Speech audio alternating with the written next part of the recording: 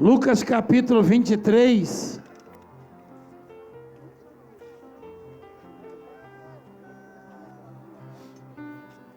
Lucas 23, versículo 39.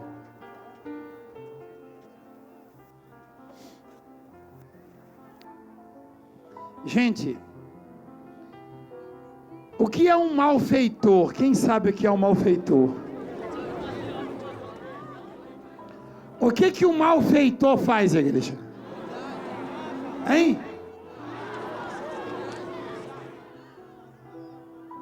Espera aí. Malfeitor. Feitor de fazer. O malfeitor faz o mal. Tem jeito para um malfeitor? Tem jeito. Tem jeito. Tem jeito para todo mundo, igreja. Quem ouviu o que o apóstolo falou? Então repete comigo: tem jeito para todo mundo. Repete comigo: eu vou sair daqui abençoado.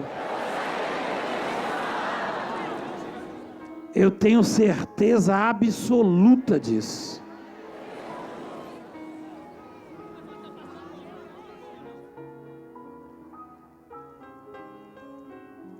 João 3,16, a palavra diz assim: porque Deus amou o mundo de tal maneira que deu o seu Filho unigênito, o seu Filho único. Não é o mundo, é você, eu. Sabe qual é a razão de estarmos aqui, igreja, agora? É o grande interesse que Deus tem na sua vida.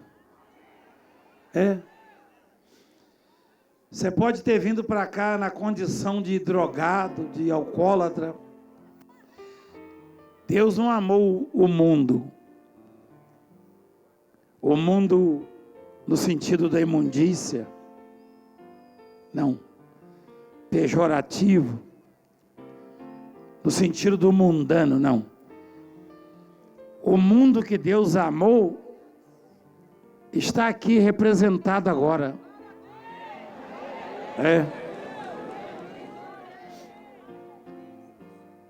Eu, por exemplo, faço parte do mundo que Deus amou e um dia, sinceramente, eu cheguei à conclusão que não tinha jeito para mim. Eu não tinha onde morar, não tinha o que comer e não tinha mais amigos.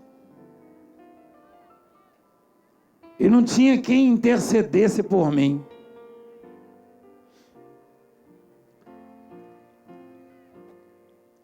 Você, no meio dessa multidão, deve pensar assim: puxa, sou tão pequenininho. Talvez lhe falte estudo, ou dinheiro, amigos influentes. Talvez você seja aquela pessoa que, por não ter o que oferecer, não tem muitos amigos, sabe? Aliás, teve uma fase da minha vida, igreja, que os amigos tinham um pouco de medo quando eu me aproximava deles. Eles sabiam da minha situação, eles morriam de medo de eu pedir dinheiro emprestado, de eu pedir algum favor. Quem já viveu isso? Então, eu já vivi assim, igreja. Mas aí eu descobri que eu sou dependente, não é de homens, não. Eu descobri que a fé ela muda a vida de uma pessoa. Muda, não, ela transforma.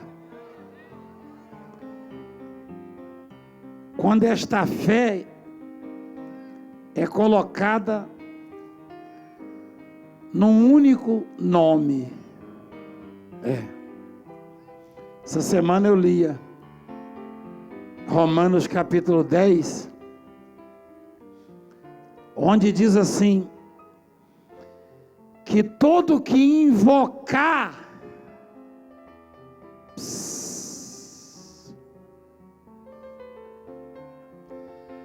todo que invocar o nome do Senhor será?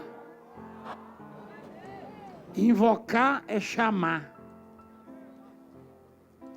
Invocar quer dizer chamar. Você sabia? É simples assim, ó.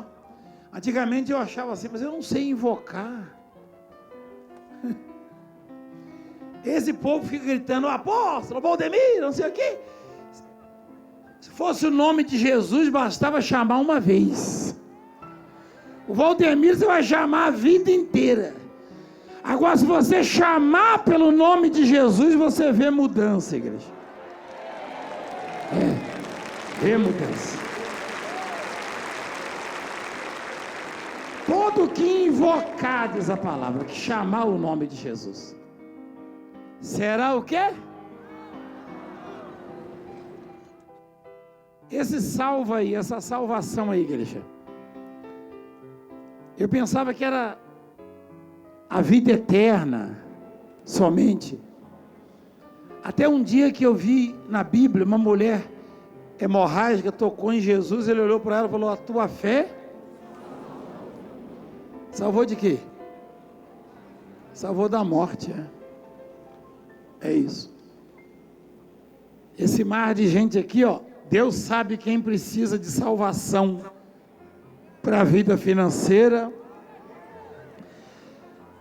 quem precisa de salvação para a saúde, salvação da alma, salvação para a família, para o casamento, salvação das drogas, ou seja, a palavra salvação quer dizer livramento.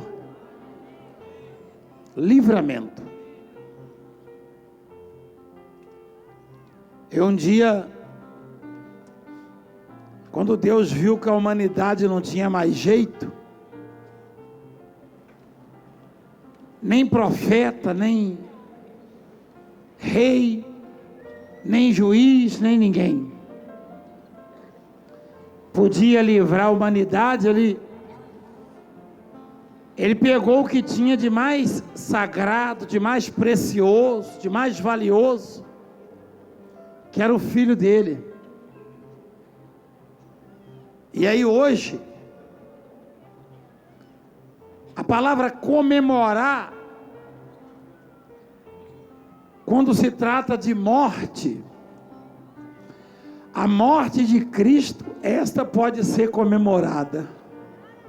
E é hoje, você sabia?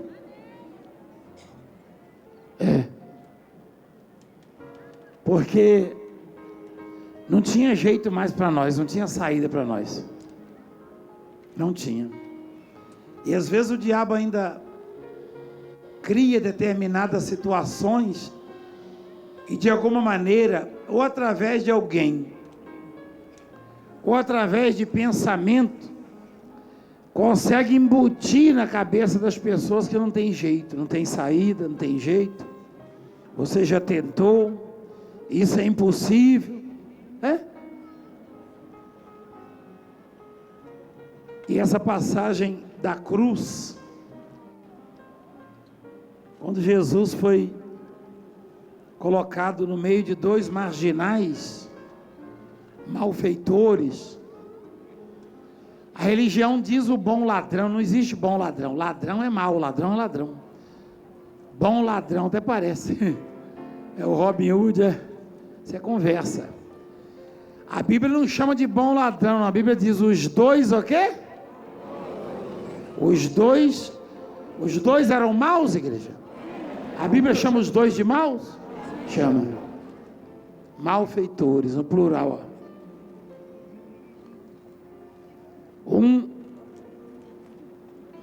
tentou Jesus dizendo: se és filho de Deus, olha lá, se és o Cristo,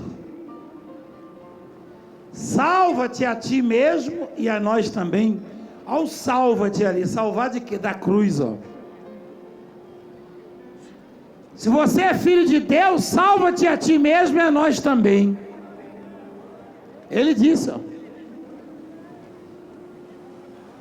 Um dos ladrões. Eu não vou condená-lo, julgá-lo, porque ele estava ali pregado na cruz, e aquele em quem ele deveria ter esperança também estava na cruz. Ou seja, nas mesmas condições. E quem vai entender, não é verdade? Eu nunca vi fé na história da humanidade. Peça para manter a distância, está atrapalhando isso aqui. Eu nunca vi fé na história da humanidade como a deste ladrão. Não esse que eu citei. Esse agiu como muitos agem.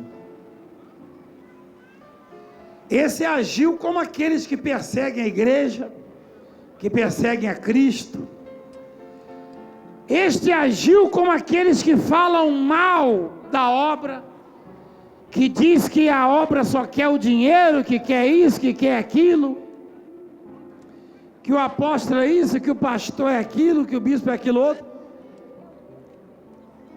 Só que a diferença é que aquele que estava tentando Jesus na cruz, ele não viu o leproso purificado, não viu o cego enxergar, não viu o paralítico andar, não, pelo contrário, ele viu um homem que era a esperança da humanidade, aparentemente vencido, derrotado, crucificado.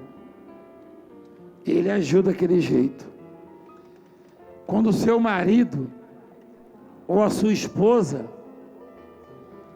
ou o seu filho, ou pai ou mãe zomba e critica e fala mal, você diz para ele ou para ela: eu vi com os meus próprios olhos, mesmo te conhecendo, e você falando que viu, muitas das vezes o seu ente querido não acredita. Poucas vezes essa praça viu o povo que está vendo aqui hoje. Eu fiz uma ou duas, três reuniões como esta. Fiz muitas reuniões aqui, mas duas como esta, com esta. Então, eles estão vendo isso agora do outro lado. E você pessoalmente viu coisas e tem visto pela televisão. Há uns anos atrás eu fui jantar com a minha família. Na porta do restaurante um homem me xingou.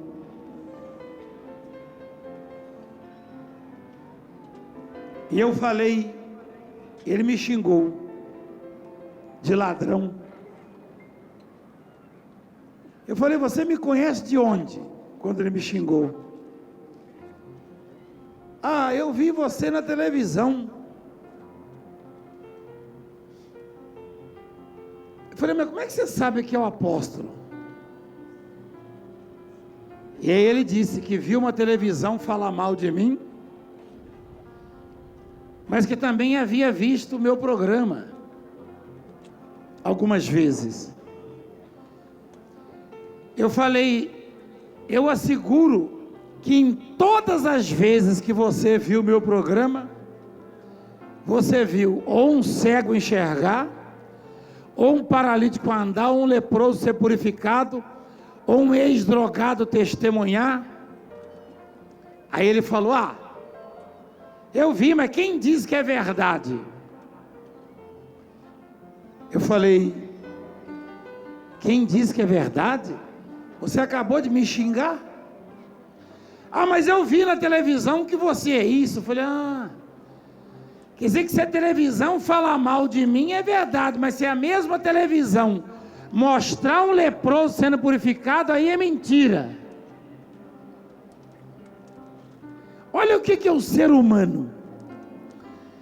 O sujeito viu o leproso purificado na televisão, isso é mentira.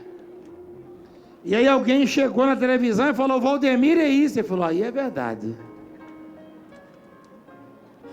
Falei para ele: você é uma espécie de ser humano que nem merece atenção. Porque você é daqueles que fecham os olhos para aquilo que Jesus fez por você, por mim, por todos nós. Quando Satanás te oferece algum suprimento, você estende a mão. Quando Jesus estende a mão para você, você encolhe. Eu disse: por causa disso, você vai sofrer a partir de hoje. Eu falei para ele. Ele não deixou eu jantar com a minha família, tirou meu sossego, me fez chorar. Porque assim é o ser humano.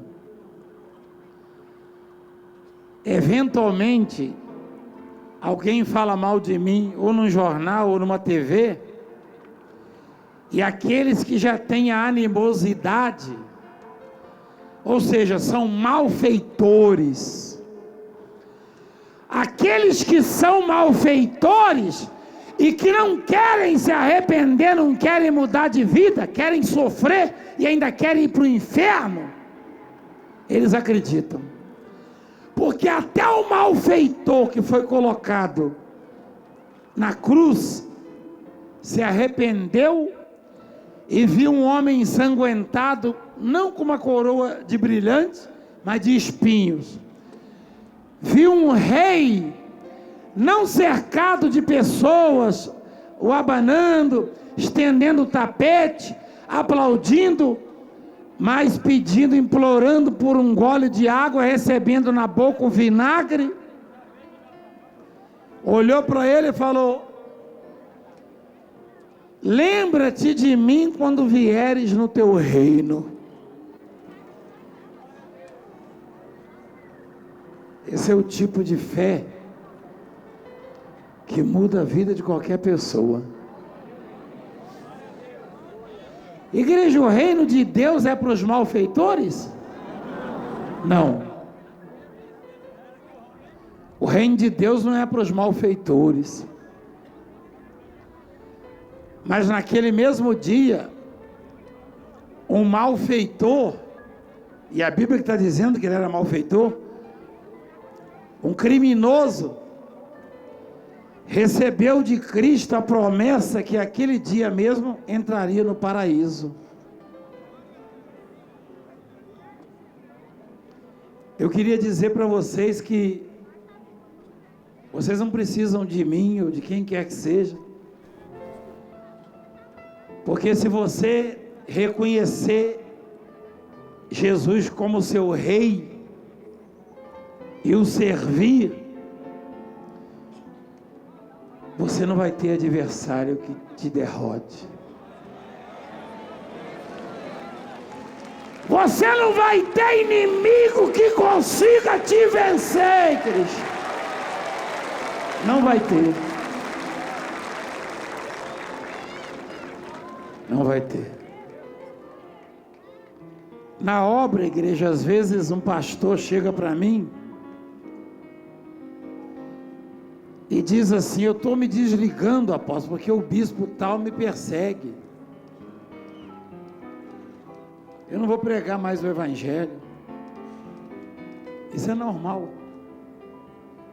No tempo de Jesus já era assim.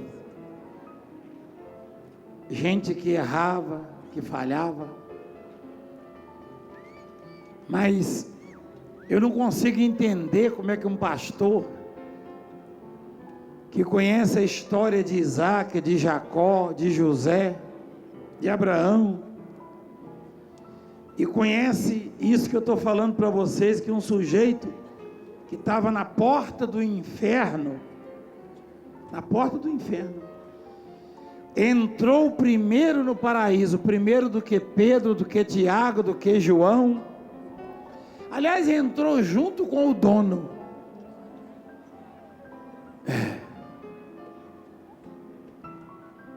Essa semana mesmo um bispo me disse: eu estou me desligando por causa disso e disso. Falei: que coisa. Eu disse que eu e você somos peregrinos, igreja. Nós estamos numa caminhada, numa jornada, numa estrada. Alguns vão cansar. Ô, meu filho, você é pastor? Você é pastor? As pessoas estão passando mal. Você viu o que eu fiz aqui, não? Tinha alguém passando mal, você viu o que eu fiz? O Deus que está na minha vida não está na sua vida, não? E por que você não faz a mesma coisa? Dá um sopro nela. Aí, levantou, tá vendo, pastor? Você não aprendeu até hoje? É dessa igreja mesmo? Você tem certeza que é dessa igreja? Aí, a menina estava sendo carregada, agora vem sozinha. Ah, sai do meu pé, ó. Eu não aguento não, rapaz, ninguém aprende. Peraí, ó. Então, presta atenção. O sujeito estava na porta do inferno, na portinha. Satanás estava por ali.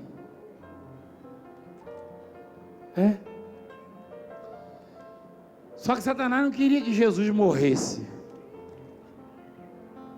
Você sabia disso?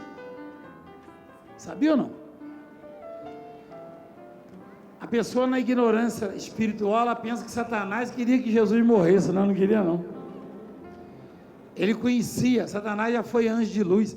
Ele conhecia o projeto do Pai, sempre conheceu.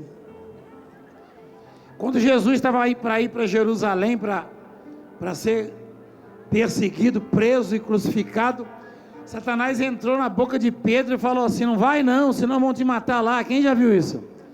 Jesus falou o que para ele? O que Jesus falou? Olha lá no telão.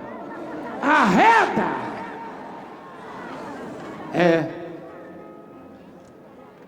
Satanás, ele sabia que se Jesus chegasse a morrer por nós, Satanás, quando eu e você descobríssemos isso, ele não teria mais acesso à nossa vida. E mesmo hoje ele sabe que se você aceitar que Jesus morreu por você, e como foi pregado hoje, entrar debaixo das asas dele, Satanás não pode nunca mais chegar perto de você. Nunca mais. Só por causa do nome de Jesus. Não tem nada de religião, seita, filosofia, não sei o quê. Dá 7 pulos na praia, na onda, 7 ondas. Que conversa fiada. Invoca o nome de Jesus. É isso.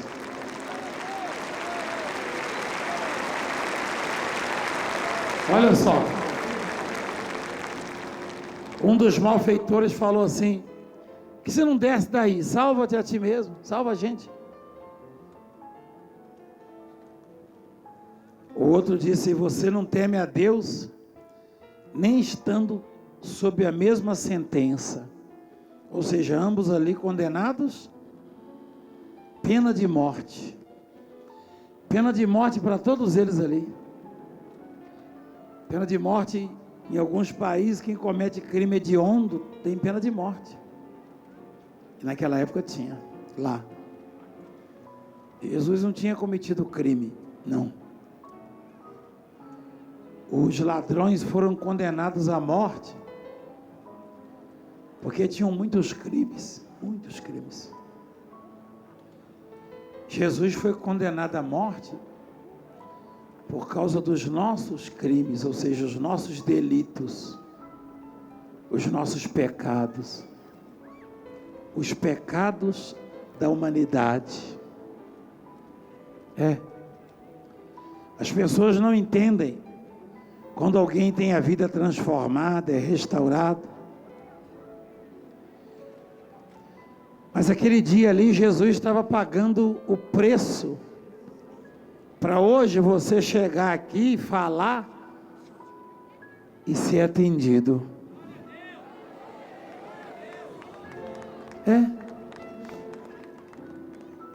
Jesus, ele pagou o preço. E o preço foi muito alto, igreja. Muito alto. O sujeito pecou até o último momento da vida dele.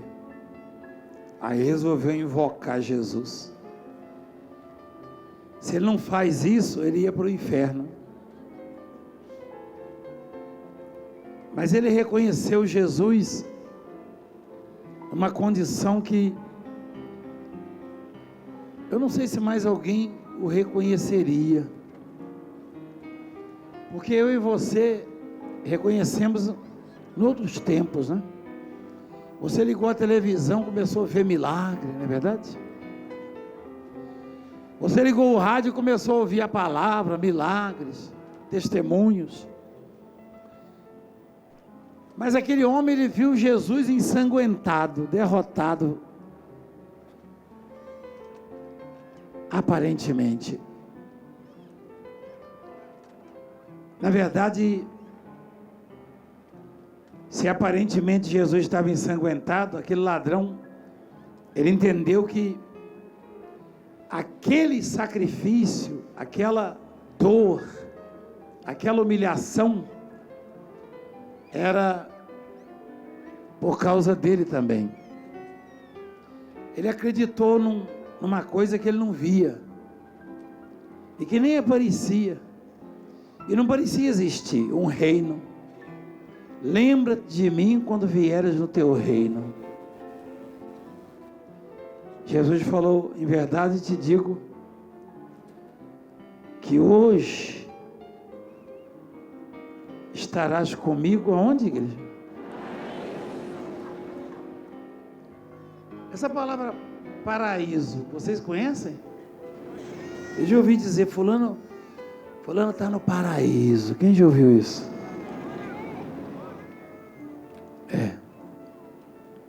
O ladrão foi para o reino dos céus.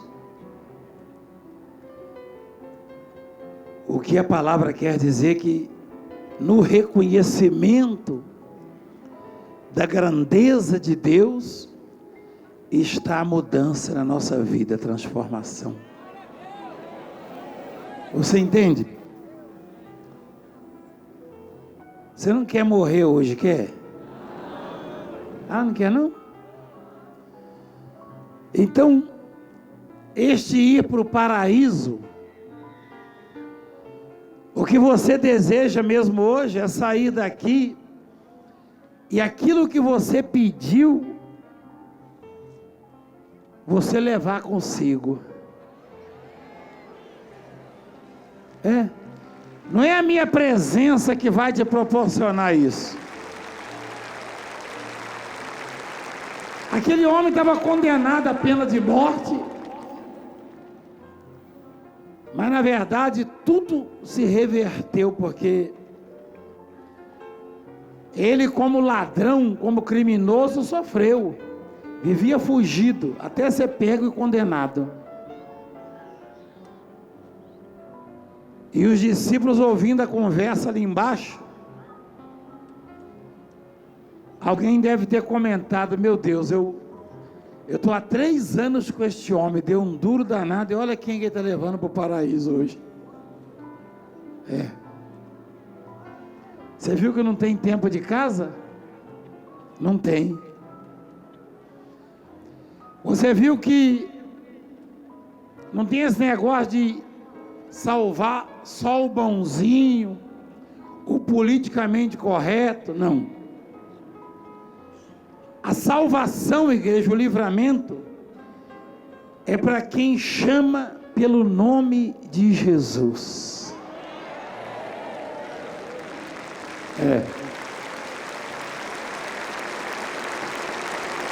Segunda Crônicas, capítulo 7, versículo 14. Se este povo que se chama pelo meu nome se humilhar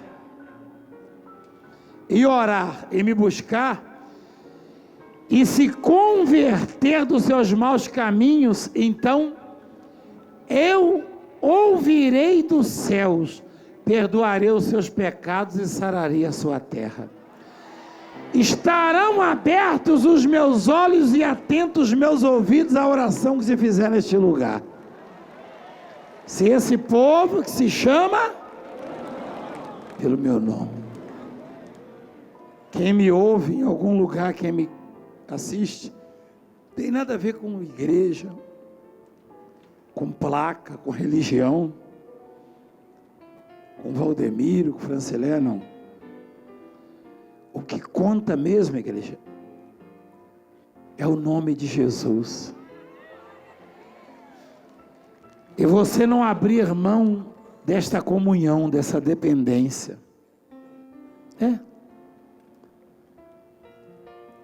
Você se esconder ali na sombra dele, debaixo das asas dele, no ninho dele. E isso através da oração, do jejum, da comunhão, igreja. Ouvindo sempre a palavra dele.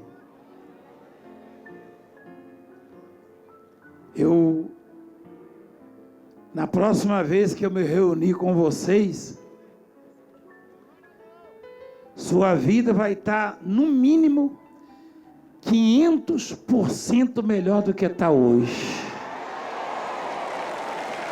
No mínimo. Mas não foi porque eu vim aqui, ou a bispa veio aqui, não. Foi porque você aprendeu um pouco mais que a salvação, o livramento, o escape está exatamente nessa dependência. Porque não tinha mais jeito para o ladrão, tinha jeito para ele? Não. Tinha saída para ele, igreja? Não. E olha onde ele foi. No paraíso. Paraíso sugere tranquilidade. Quando o homem foi feito, Deus, você sabia quando Deus fez o homem, ele botou numa favela que tem aqui em Contagem? Você sabia que Deus, botou lá numa ruazinha que tem em Cisneiro, perto da ponte? Botou no paraíso, foi? Foi no jardim. Deus botou o homem no jardim. Um governante que se importa com o povo, quando ele é eleito, ele começa a construir hospitais e delegacias, e poupa tempo, mas não sei o quê. Deus botou o homem no paraíso. Deus não fez nenhum hospital ali, igreja. Por quê? Por que será? Tinha alguém doente lá, igreja? Deus não botou nenhuma farmácia, igreja. Na rua que Adão morava só tinha uma delegacia. Ou não? Não, não tinha também. E um presídio de segurança máxima? Uma penitenciária? Não. Tinha banco central, igreja? Ah, não tinha não? BNDES? Não, não tinha. Não precisava. O desenvolvimento era natural. A presença de Deus é que fazia as árvores frutificarem. Na viração do dia, Deus passava por lá. Pode mostrar ali, ó. Quem já viu? Olha lá. Não tinha delegacia, igreja. Hoje precisa. Não tinha farmácia, igreja. Hoje precisa. Não tinha hospital. Deus, Ele olha de lá e o desejo dele é de construir um jardim para você, um para mim. Isso é uma figura de linguagem. Deus quer que tenhamos a mesma qualidade de vida que o Adão tinha.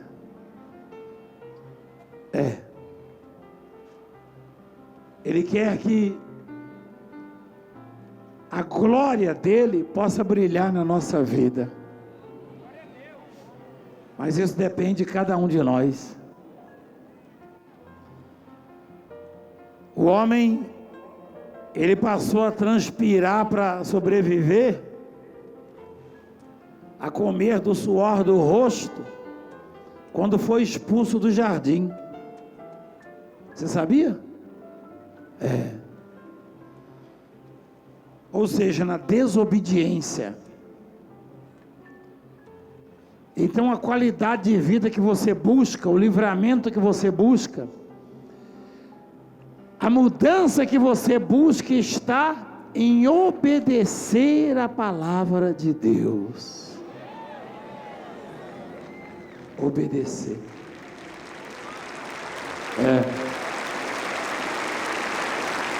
E aí, você acha que a vida de um ladrão é boa, igreja? Não. Claro que não. De vez em quando chegam lá, pô, me ajuda, me dá um abraço. Eu levei 6 tiros a semana, um pegou aqui de raspão. O que você estava fazendo? Eu fui roubar. Uma vez lá em Moçambique chegou um todo queimado, porque lá se roubar eles põem pneu e põem fogo, você sabia? Chegou um todo queimado. Falei, o que houve contigo? Ele falou, sou ninja. Falei, o quê? Eu não sabia, né, que eu sabia que era ninja daqueles filmes lá, que o cara joga um negocinho lá, entra na fumaça, quem já viu isso aí? Falei, você é ninja? Você está cheio de queimadura de 2º grau. Pois é, eu sou ninja, o senhor me ajuda? Eu falei, mas ninja precisa de ajuda? Não é só jogar um negocinho, um pozinho mágico? Ele falou, não, ninja é ladrão. Ele foi roubar, meteram o pneu nele, o povo na rua. Lá em Moçambique é assim. Roubou, eles enchem de pneu e taca fogo, o jeito que fica queimando no meio da rua. O que ele fez? Várias vezes eu vi a fumaça, parei o carro. O que está acontecendo? Tem alguém não? Porque ele roubou ali, todo mundo viu roubar, botou uma fileirinha de pneu e está queimando. Aí, a vida de ladrão é terrível. E mesmo aqueles que achavam que iam sair ilesos, a coisa é feia, igreja. Então, uma simples palavra, um simples reconhecimento, nem tão simples assim, né? Levou para o paraíso um homem que foi ladrão a vida inteira. Deus está dizendo assim, se você me invocar, eu livro você de qualquer situação. Se você chamar pelo meu nome, eu te livro. muda a sua história. Ele está dizendo, igreja. Ele está dizendo. Você não depende de homens. A palavra diz, não confieis nos príncipes. Não confieis. Salmo 146. A salvação só existe em quem? Isso em todos os sentidos. Eu e você vimos aqui. Então, ninguém pode justificar. Eu não aceito Jesus por causa disso, eu não vou na igreja.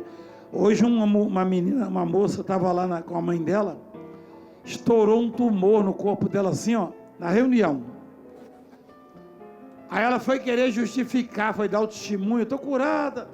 Aí falou, eu nem vim aqui porque eu nunca fui, eu não tenho tempo, sabe? Que não tem tempo, isso é conversa fiada, isso é mentira. Todo mundo tem tempo para Deus, quem concorda comigo? Sabe de quem é o tempo? É de quem? É seu ou é de Deus? Então, primeiro separa o tempo de Deus, o que sobrar é o seu tempo. Porque para Deus é primícia. Primeiro tempo é dele, o que sobrar é seu. Da próxima vez, por que o senhor disse 500%? Por causa da crise. Se não existisse crise, igreja, eu ia dizer 100%. Mas como existe crise, então eu estou dizendo 500% e a minha palavra não vai cair no chão. Não vai cair. Não vai cair. Não vai mesmo.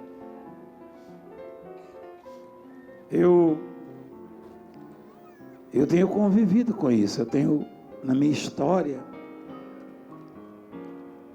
eu já estive no vale da sombra da morte, eu já estive no limite de tudo. E quando eu achava que não tinha mais jeito, Deus entrou com providência, e muitos de vocês conhecem. Quem conhece um pouco da minha história?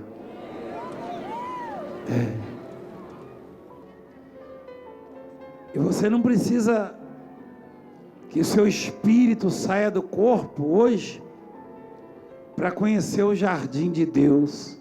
Não. Se você decidir que não vai abrir mão dele mais, ele vai investir tanto na sua vida. Quando alguém perguntar, você mora onde? Você vai dizer, eu moro no paraíso. É isso. Quando alguém dizer, como é que é a sua casa? Você vai dizer, é um pedaço do céu.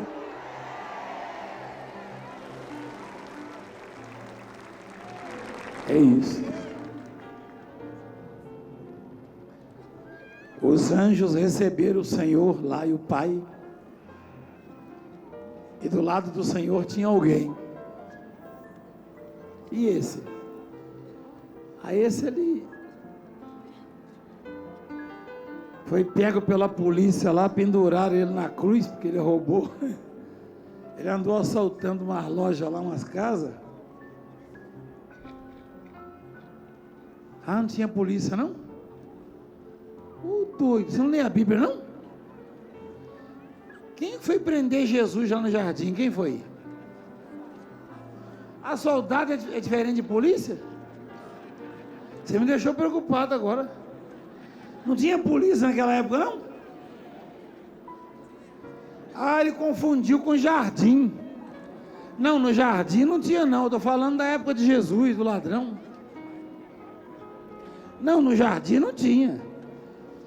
Na época de Jesus tinha polícia. Quem prendeu ele? Foi a polícia. Lembra que o Simão torou a orelha de um policial? Tinha um policial que tinha a orelhinha um pouco maior, o Simão foi logo na orelha, ó. Com a espada, não foi? É. Então, Jesus chegou lá no paraíso com o ladrão. Aí já não era mais ladrão. Por quê? Porque ele invocou o nome de Jesus. Ele chamou pelo nome de Jesus. Ele reconheceu Jesus. E a mudança, igreja, ela é instantânea. É? Esse negócio que você vai ter que fazer uma corrente para largar as drogas. Você vai ter que fazer uma corrente para ser curado. Uma corrente para prosperar. Não é que corrente o quê? Invoca o nome de Jesus e você sai carregado de bênçãos daqui. Isso é conversa fiada. É?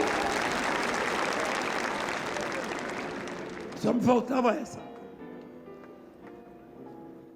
Você já viu abraçando leproso? Quem já viu? Vê se eu mando ele fazer corrente. Eu falo, ó, quantos anos?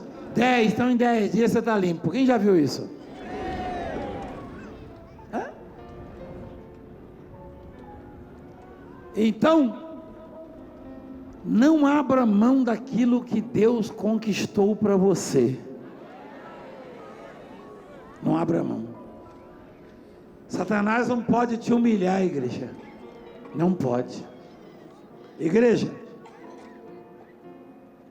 você só deve se humilhar diante do Senhor, se ajoelhar diante do Senhor e se converter dos maus caminhos. Pronto. Aonde você invocar o nome dele, você vai ver a glória de Deus. É isso.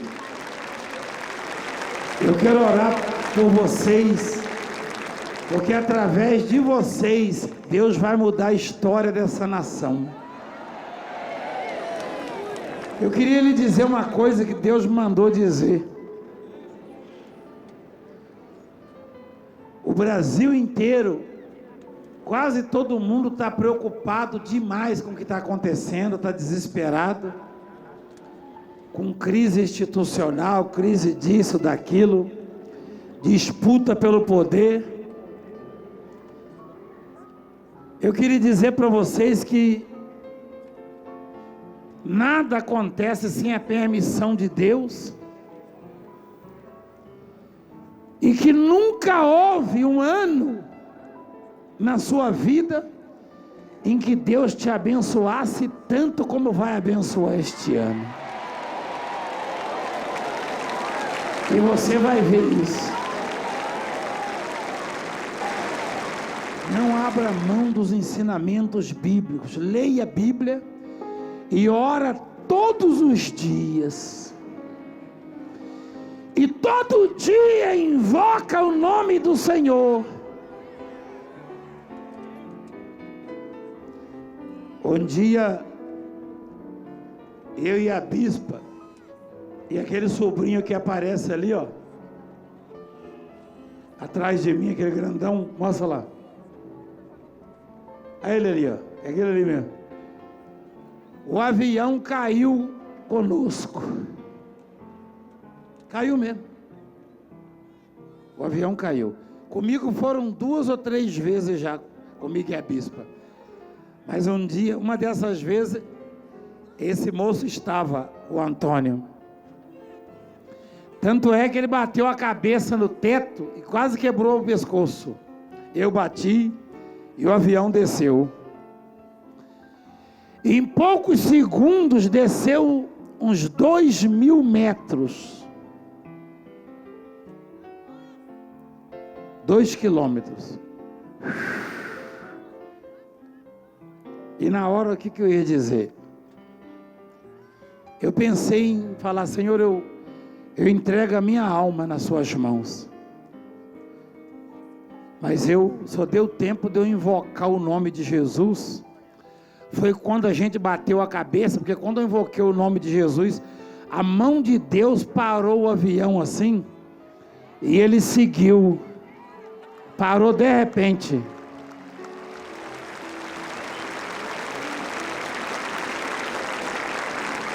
A outra vez parou uma turbina no ar, e a outra, eu e a bispa sobrevoávamos lá na Amazônia, mata, e é um aviãozinho pequeno, um Skylane, e o piloto, que a gente não conhecia, a primeira vez que a gente via ele, uma pessoa boa, mas depois eu soube que esse moço era diabético, que tomava gadernal e tomava insulina, tudo misturado, e ele esqueceu de virar uma chavinha chamada seletor. São 2 tanquezinhos, um em cada asa. Acabou o combustível de uma asa, de um tanque, e ele não virou o avião. Antes dele virar, eu falei, vem cá, tem gasolina, você não vai virar a chave? Porque eu conheço um pouquinho. Quando eu falei assim, o avião desceu para cima da mata. Eu pulei lá e meti a mão na chave, eu virei a chave. Mas eu não ia conseguir fazer isso. A primeira coisa que eu lembrei foi do nome de Jesus. E a hélice estava quase parando, ia ser em cima da mata, fechada na Amazônia. Aliás, a muitos quilômetros da civilização. Muitos. Não, ninguém nunca mais ia achar nem destroço, nem coisa nenhuma. Nem coisa nenhuma. E naquele exato momento eu clamei. Eu chamei. Às vezes não dá tempo de falar mais nada, só o nome mesmo, Jesus. Já é suficiente. Você fala Jesus, ele para um Boeing, para um búfalo. Da outra vez, eu e a bispa atravessávamos um ferry-bote, uma balsa. Quem sabe o que é uma balsa? Só que uma balsa que carrega caminhão, ônibus, motos, carro, pesa mais de 100 toneladas. Deu uma tempestade e tirou da rota lá no rio Xingu. E tinha um outro barco motorizado que puxava essa balsa com muita dificuldade. E a tempestade foi levando ela assim para o barranco. E encalhou em cima de uma pedra gigante. A balsa de mais de 100 toneladas e o barco que puxava ela numa outra pedra. O piloto da balsa me lembrou isso esses dias, eu encontrei. E aí, como tinha algumas pessoas, alguns homens, falei, vamos fazer o seguinte, como ficou mais ou menos 1 metro longe um do outro, eu falei, vamos apoiar os pés no barco menor que puxa e vamos empurrar. Para que eu fui falar isso? É a mesma coisa que você falar que vai empurrar aquele prédio ali, ó. Um olhou para a cara do outro e olharam para mim, você sabe quanto é que pesa? Eu falei, não sei quanto é que pesa. Eu só sei do tamanho da força daquele que está na minha vida.